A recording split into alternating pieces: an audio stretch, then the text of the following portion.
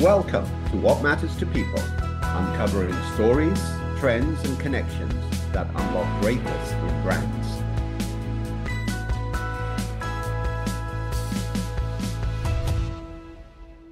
Welcome back to What Matters to People, a podcast that my good friend Steve Sowerby and I have put together where we're talking to some very interesting people in the broad market research, marketing world about life stages and about the importance of understanding life stages if you're a marketer.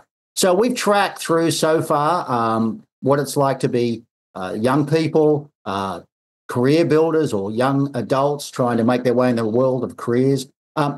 This new idea of people of the extended 20s who maybe are taking the lifestyle of a 20-something and extending it into their 30s and 40s. We've talked about family builders. And today we want to talk about what I've been calling for 30 years, new life builders, which is basically people 55 through to 75, all people, because a long time ago I discovered that it doesn't matter where in the world you are, when you start talking to these people, they're always actually looking forward to what's new in life and what else are they going to be able to do.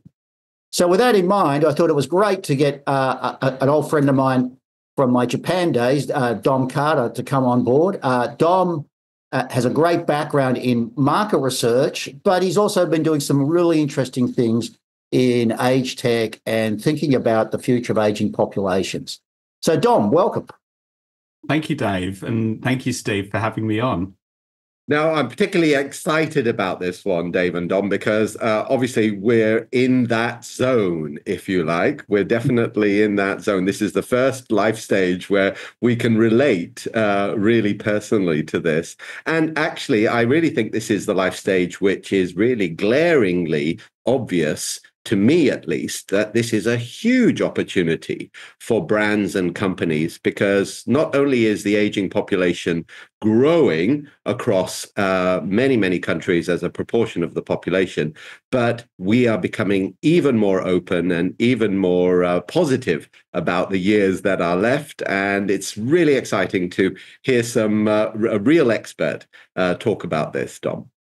No, it's great to be here. I mean, look, I just ticked over into 50 myself. So I'm a Congratulations. Yeah, so according to our clients at the Carter Group here in Tokyo, I'm a pre-senior. I don't just get to be considered old, but you don't get a discount at the movies yet.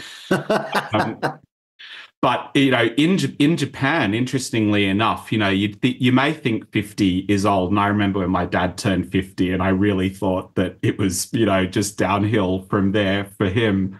Exactly. And he's still 85 and going strong. But, you know, half of the population in Japan is younger than I am and half of the population is older than I am. So the idea that the over 50s market, or indeed the over 60s market, is a niche is actually, or a special segment that needs addressing, is kind of a little bit daft when you think about it. And true everywhere, Dom. You know, last week, you know, I was sitting through an industry conference for a couple of days, and somebody from here in Thailand got up and put up a chart that said, we're getting close to 20% of the population being over 60. And literally, not just I, but there were about 6 people in the room put up their hands and said, actually, the official figure is now that it's 26% are now over 60. And so it's sort of that thing that I think still marketers and people everywhere still have a hard time grasping just how many people are older now. Right, and then that fast-growing older marketplace. Yes, I mean in Japan it's 30% over 65 now, and of course that number's growing. Yeah, that's huge. Yeah. So Dom, what about just before we get started, Steve? Dom, give us the 30-second Dom Carter. Who is he? Yeah. Sure. Well, I'm from Australia. I grew up in Sydney, and my second job at university, I joined a market research company called Yan Campbell Hall Wheeler. So people who remember the 80s and 90s would have all known YCHW. And they were acquired by a British company called Millward Brown, which is part of WPP. And they were completing their acquisition around the time that I started working there.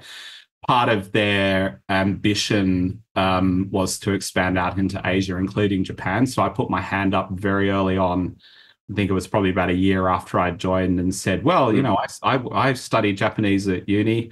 Not very hard. I always wish I had studied harder at university, but I didn't realize how important it was going to be to have that skill of speaking Japanese. But I put my hand up for that and then started working on projects, you know, in about 97, 98, remotely, and traveling up to Japan with my boss to go and present them. And, you know, I don't think we were hardly sober for most of the time we were up there on those trips. It was definitely sort of the tail end of the 80s kind of. Oh my God, that golden age of market research and advertising. They were great. They were great trips. But anyway, it turned into the opportunity to open up a fully owned office for Millward Brown in Japan. And so I did that job. I remember my boss said to me before I go, he said, "Oh, look, if it doesn't work out, you can always come back." But it kind of worked out, and I did that job for 4 years, running Millward Brown in Japan and building up that business. And then I left that job, and then the opportunity came very quickly after that to come back to Japan, and I launched what's now the Carter Group. First project was in late 2003. So we've been going ever since then. 20 years, 21 years. Yes, wow. Yes. Yeah, we're sort of overdue a 21st birthday party, actually. Oh, you have to do it. You have to do it. Yeah. Dom, what sort of inspired you to do that? Because, I mean, at that time, talking about the aging population was pretty verboten, wasn't it? I mean, people were not really interested in that. So you basically banked on going into this age group to sell it to marketing companies who at that time were literally ignoring the older. Well, I mean, it's sort of, I do remember distinctly when I first started working in Japan, we did no work among people over 50. So all of our tests and trackers and ad hoc studies, it would be, maybe late teens through to 50. And that's what was considered to be the market. But of course, if you spend enough time in Japan, you're just going to the need to research that market and to become more familiar with an aging consumer. It just happens. It's not something you actually need to look for. It's just something that just is increasingly important, and it's really a must know for people.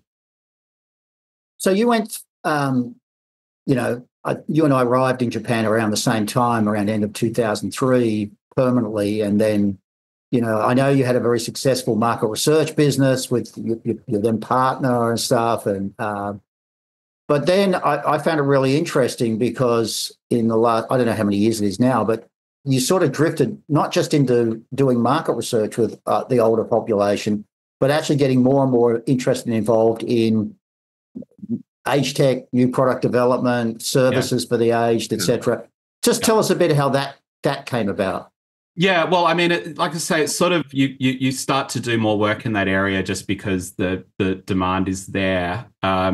We about 4 or 5 years ago started doing work in the human-centric design area for robotics, and that was quite inspiring for me. The work we were doing was very foundational, so we're lucky enough to work with clients that are not trying to sort of push prototypes onto the market too early. They're really looking at where can new technologies play a role? Where does it make sense for it to do so? Where are people prepared to let things like robots into their life? And I got to thinking, this is a really promising area.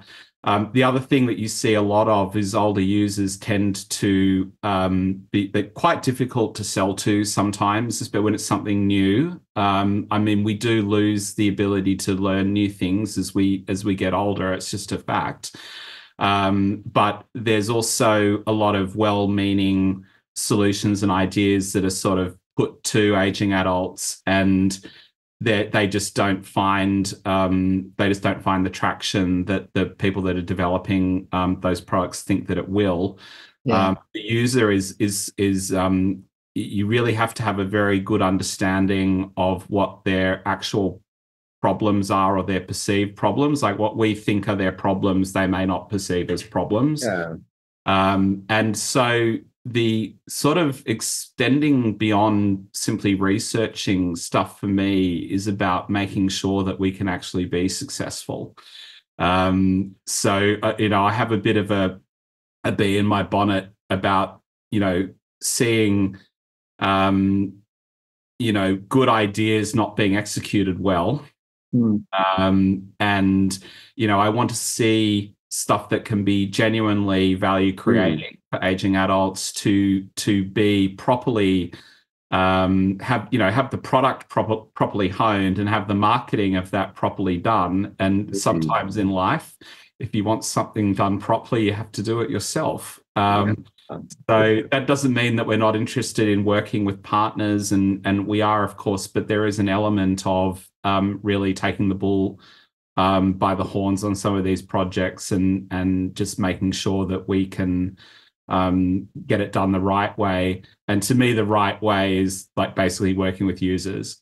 Yeah. So you just have to make sure you're always paced with, you're not going faster than your user. You're not trying to push a solution onto them that they don't perceive that they need. You're trying to find that part where they see value and work on that part. Yeah. Yeah.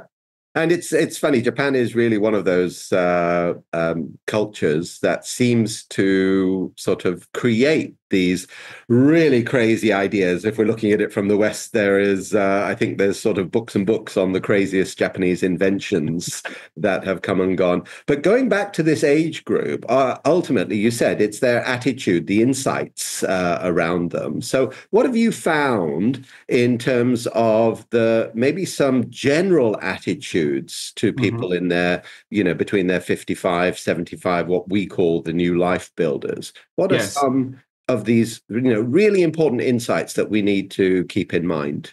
So there's some really surprising, there's a Japanese concept known as ikigai. I don't know if you may have heard of it. I haven't. So So ikigai it kind of got a bit trendy. There was some stuff going around on what ikigai is, and there were these really complicated Venn diagrams, and it's happiness in your personal life and your work life, and how it all intersects and your sense of meaning and purpose. And it was really complicated.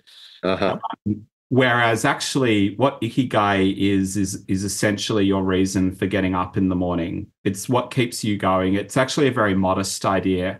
And, ikigai can be something as simple as having a dog that you look after, or bonsai, or your local community group, or whatever it is. You don't have to save the world. Like in Westerners need to have sometimes, because we're so narcissistic in some ways, like we have to have some great mission, like your mission in life.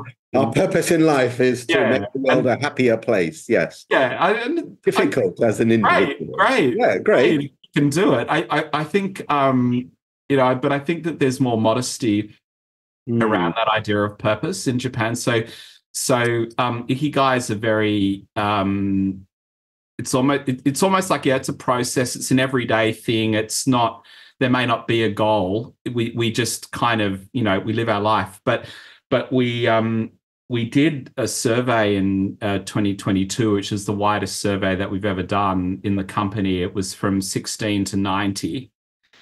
Wow. And we basically surveyed elements that have to do with ikigai or happiness. Like I have a sense of purpose. I've got a role in outside of the home. I felt joyful in the last week. Blah, blah, blah. Like a whole range of dimensions that relate to essentially happiness, because ikigai is a form of happiness, as much as we can measure that. So we found that what we saw as we moved up through the age groups was that the older age groups are actually much happier.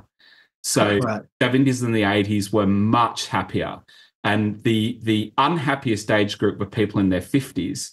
It was very, very pronounced. And some other stuff that we looked at, I mean, you would look at young people in Japan and you'd say, well, that's actually where all the fixing needs to be done. So this idea that we're kind of, that we're fixing people as they age or whatever, like, no, actually the fixing needs to be done among the youth who actually lack a sense of purpose. Like older people, actually, aging adults in Japan, like they are purposeful and they are active, and their lives do have meaning to them. And it's interesting. It's in a sense, so that was surprising, because the stereotype might be that people are sort of got one foot in the grave, and it's all very sad. But so that was interesting to me. What's going on with people in their 50s is interesting as well, and probably worth talking about as well. But that surprised me in a good way, I would say. Wow. I think we can learn a lot about happiness, I think, from Asian cultures, and particularly Japan, because I think it's like finding happiness in small moments and throughout your day. Because when you look at any survey in terms of what people want to have most of all, mental wellness and physical wellness are really the top two topics that they talk about, with mental wellness often preceding physical wellness. And so many brands are really pushing people to be the best that they can be. They're putting incredible pressure on people in terms of their communication, and beauty brands are probably some of the worst in doing that. And that creates a lot of tension and a lot of stress, I believe, in people. Yes. I mean, I think just on that idea of beauty too, we've found that, we've worked on anti-aging products, as you can imagine. And the more, it's kind of counterintuitive, but the more exciting the promise, like we can erase your wrinkles in 4 weeks type of thing. That's not what people in Japan, most people in Japan, most people. Certainly there is a market for that. It's true. But people look at that and they go, well, this is actually working against the natural process that we're not actually trying to fight. We're working with it. So if I'm 60, I would like to look like I'm 60. I don't want to look like a bad 60. I want to look like a good 60. And then, the question is more like, well, what is a good 60? Not how do I 30 again. So if the brand ambassadors are all, 60-year-olds that look like they're 35, then this is not found to be credible. And if anything, it raises questions about the safety of the products and so people in Japan. It's interesting, Dom. A couple of weeks ago, I was at a different sort of conference, and it was sort of cosmetic beauty type issues. But I was explaining this thing about how the big Japanese beauty brands sort of about 20 years ago sort of came to this realization that you're just talking about, that, well, wait a minute, it's not about covering the cracks and pretending I'm 20 anymore. It's about who I am and feeling comfortable with myself and representing myself, right? And it was really interesting because all the women in the room were nodding and all the men in the room were going, what?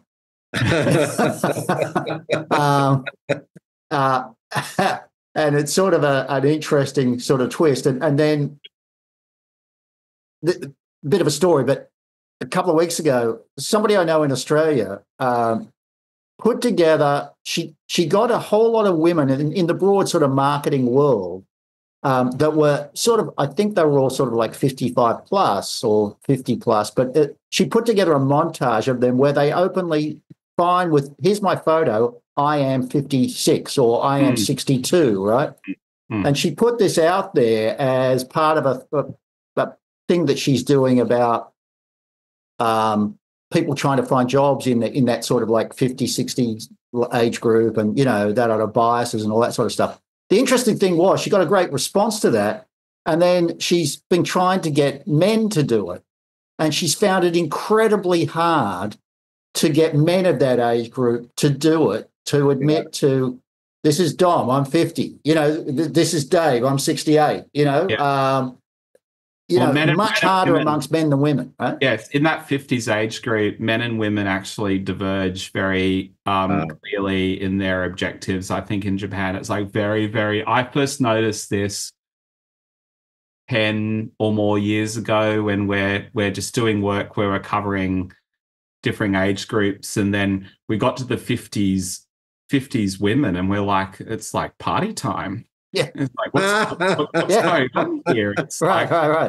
First, I'm feeling a bit judgmental because I'm saying, like, what do you mean you wish you could get away from your husband, or you want him to keep working so you don't have to see him, and so you can go traveling with your friends and what have you. But you know, the thing in Japan that like is foundational is this sense of personal responsibility that people. So men, until they retire, are going to be completely focused on their work, and for the most part, that is very normal for men to be very, very focused on that. Women, they may be getting to that empty nest stage, so the kids are at college, or they may have left home. Yeah, there's a window for women in their 50s where they actually know that their caregiving responsibilities are going to kick in.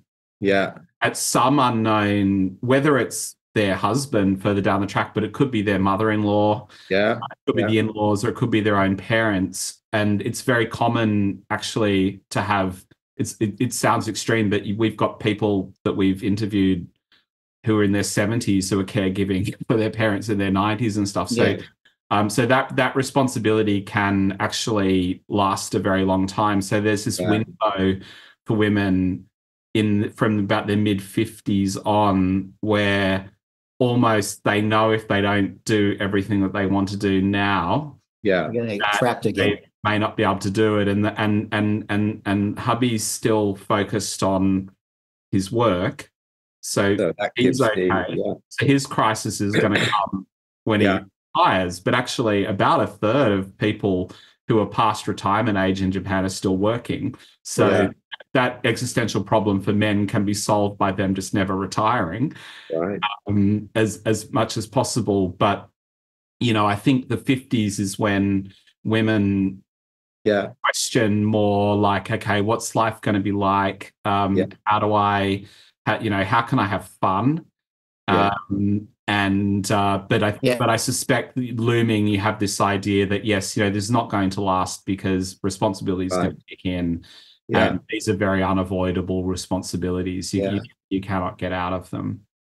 So Dom, Japan is like a lot of countries. The Japanese government is changing the rules about retirement, right? So I know they've got new legislation coming up about basically there will be a retirement age, but it'll be much looser. It used to be like when I first moved to Japan, it was 60 and that was it. Like you were out the door, right? Everywhere. And then it sort of got extended, and now it's going to be much more open officially under the new rules. How do you see people in their 50s and 60s now responding to this idea of, as you say, a lot of continuing to work, but how do you see this as the government and the authorities and everything? It's okay now, it's like I think they're trailing. I think they're trailing the reality. I have 2 people over 70 in my team who are still making very good contributions. I've got one over 60, and I've got people nearing 60, and I've got no intention of. I'm hoping these people stay. I'm not trying to find a way to manage them out.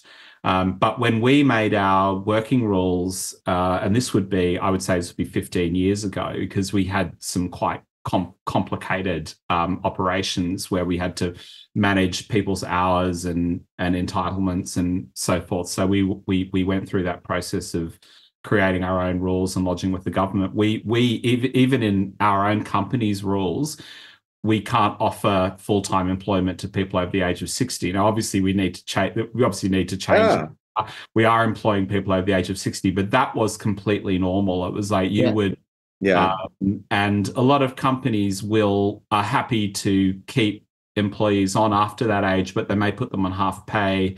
So the desirability of those jobs goes down financially, but people are still sort of, they're purposeful, meaningful. I suspect there could be a little bit of exploitation there too, like getting people for cheap. But it was really built for a time when, there was a large number of younger people that needed to be educated, but that's not the case now. That's not the case, no.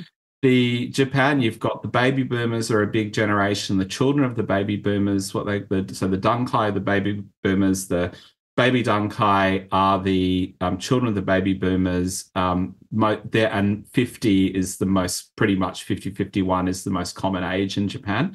And they're the children of, and underneath that, I can't remember what the actual stats are, but like you may have close to half the number of people in the next generation, because people who are my age in that baby Dunkai generation didn't have children to anything like the extent that their parents did. And they graduated into a bad economy. They really were going in when the bubble was bursting. There are people who are around 50 in Japan who have never had a full-time job. They've just been and full-time job in Japan is actually an official designation. Is what they call it, and that's like an official. I've got a full-time job, so they may be working full-time, but they don't have that status. Right? And so I think that's all of that stuff works against people wanting to have children, but the people you can think of it as Japan's Gen X, but the people in Gen X, they know that no one's coming to look after them. Right. There isn't going to be any. So, in that sense, the introducing technology into the whole aging story is like in Japan is like a slow moving emergency, right? Because there's not the money, there's not the people, and people my age know that. Now, what I found interesting in the last few weeks, because I sort of follow Dom through social media as he expands his empire, and you've been in North America, right? And attending some events, and I know you've got some others coming up. You're getting invited to a lot more stuff outside of Japan, or to bring the news of what you're doing in Japan to other markets. Just tell us a bit about that, about the sort of what you're seeing and the reception you're getting, and why do you think people in North America now suddenly sort of, let's get this guy Dom to tell us what's happening? Right? Well, I think that so I spoke in Canada and in Edmonton recently at a association called AgeWell, which is focused on AgeTech and developing AgeTech solutions. I think that the Canadian government and the whole, that whole complex of universities and so forth, I think, are very aware of these issues, and they're very supportive of it. In America, as you can imagine, I think they sense a business opportunity there. The baby boomers, of course, were the largest generation. They're not the largest generation now in America, but they were. There's the AARP, American Association of Retired People, is being very supportive of.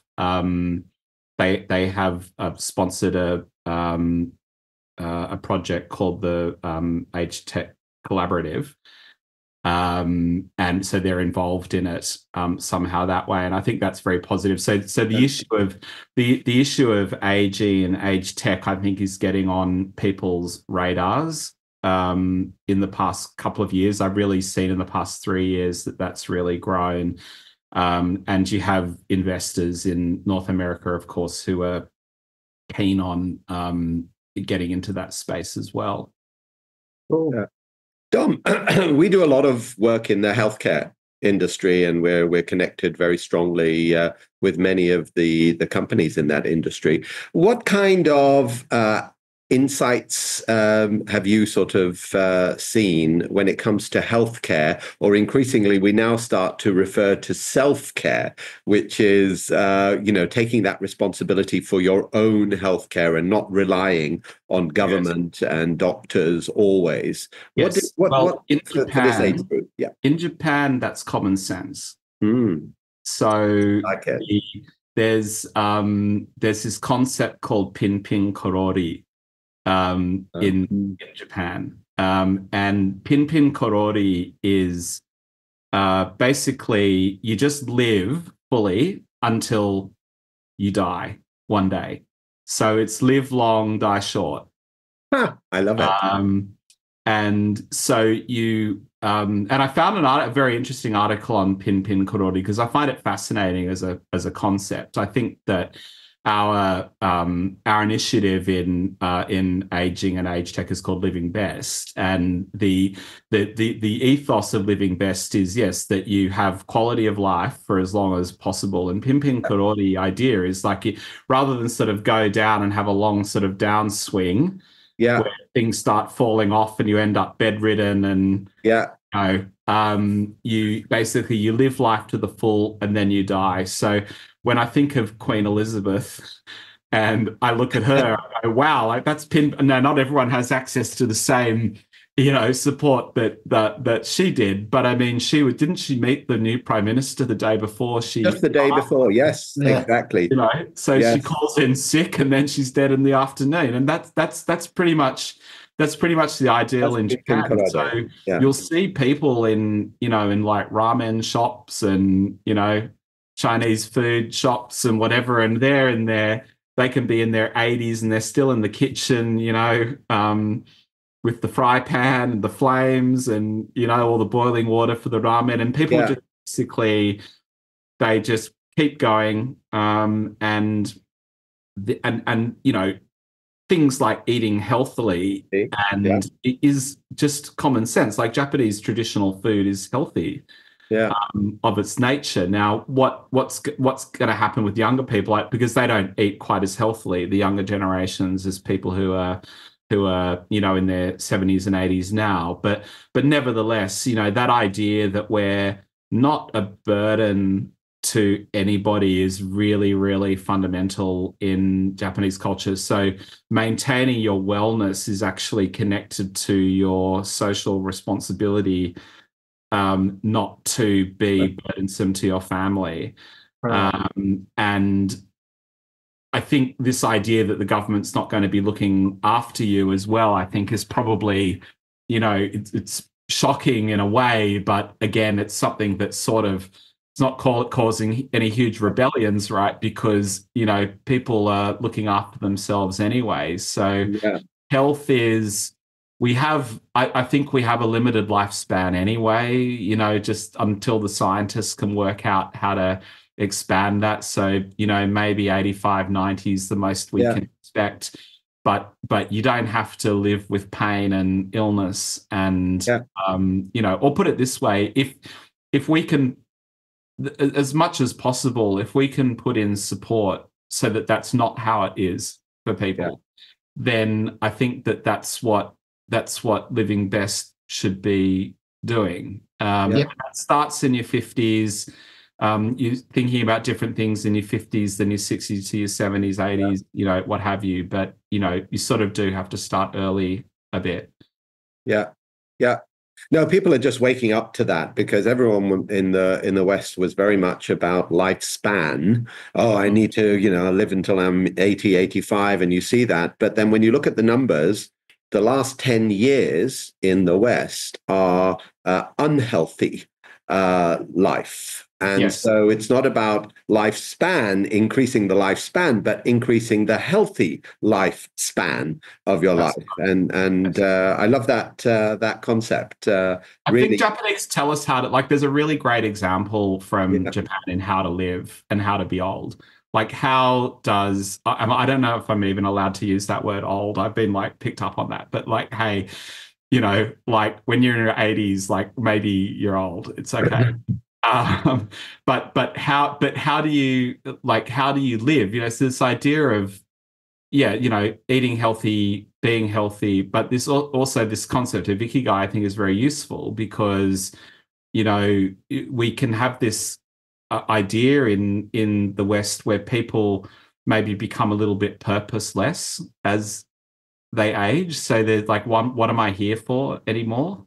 But this idea of ikigai is actually very helpful, because it is a very modest, everyday idea. And it is that thing that keeps you going. And so it's, I'm going to be working, my ikigai is working in the ramen shop, and I've been doing it 50 years. or 60 years, and I'm just going to keep doing it until I die. And like that's what makes me want to get up in the morning, or whatever it is. It could be a hobby, it could be a dog, it could be anything.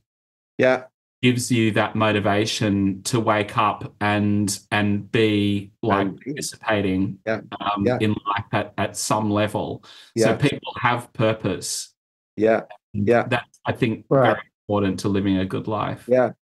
It's interesting. I notice in the wellness world, right, in conferences and stuff I read about the wellness world everywhere, we went through this thing of chasing longevity for 10, 15 years, where it became that sort of, we could all live to be 100, and technically, some scientists will tell us, well, there's nothing that stops people from living to be 150 or whatever.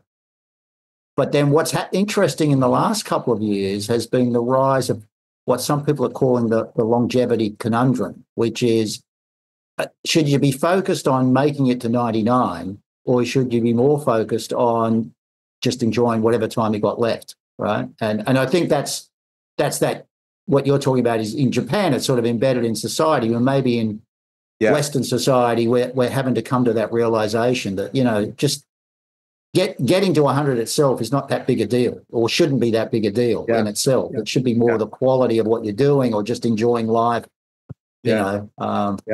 Do we really have to outlive our parents by 20 years or something, or live longer than they did or something? Dom, I guess, and maybe when you get to be my age, you start going, what the hell? What the hell? As long as I get to talk to interesting people like you guys, it's cool. It's cool. We'll keep going.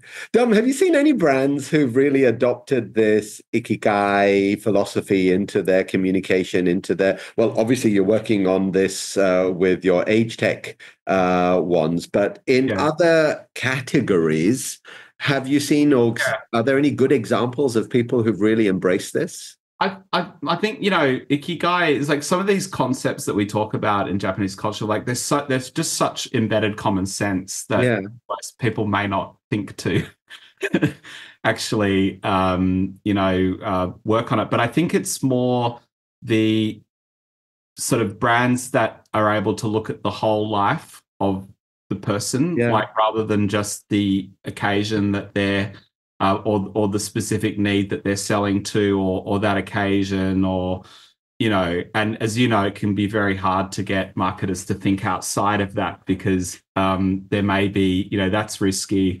It may be, the payback may be not so evident. But so I thought, interesting question. But there's an online magazine that comes to mind. It's called Suhan Seikatsu. And I spoke to some people and I said, okay, in the age group, I said, okay, well, who do you think's doing a good job for you? And this one came up, and it's really interesting. Like they have everything's curated on there. So it's an online catalog, right? Okay. It reminds me a bit of those magazines that you used to have on the flights in the US, and like you'd be really bored and you would look at you go, I need the automatic dog feeder, or the exactly, whatever it was. So it's got a little bit of that about it, but it's very trustworthy.